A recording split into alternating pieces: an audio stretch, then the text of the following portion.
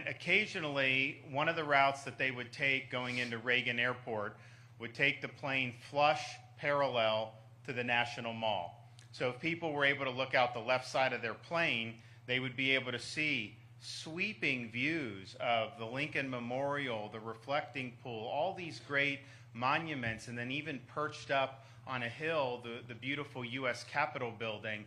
And when you see that kind of up close, it creates kind of a sense of pride. You look at those monuments and those structures as being symbolic of what America's all about and the principles that have made America great.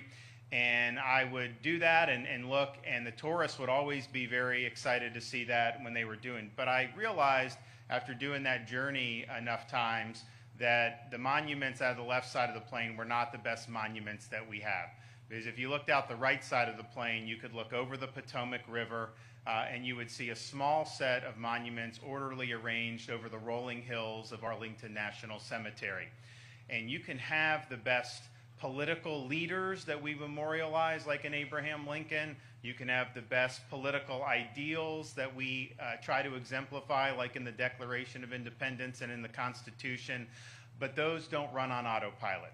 And if you don't have people that are willing to stand up, answer the call, risk their lives, and indeed give the last full measure of devotion in service to this country, then none of that stuff amounts to very much. And so when I look at Memorial Day, these are really the indispensable Americans that we celebrate today.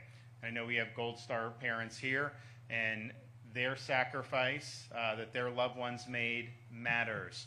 The sacrifices that people have made throughout history matters. We would not be free people without those sacrifices. And I'm just glad that in the state of Florida, this is something that's recognized in every corner of our state. People understand that freedom isn't free, and that those that make the ultimate sacrifice have earned our enduring debt and gratitude for their selfless service. Thank you. God bless. Thank you, Governor DeSantis.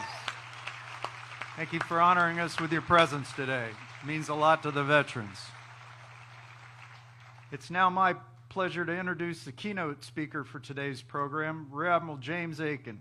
He's a native of Pittsburgh, Pennsylvania, where he was commissioned through the Naval Reserve Officer Training Corps, NROTC, at Pennsylvania State University with a degree in political science.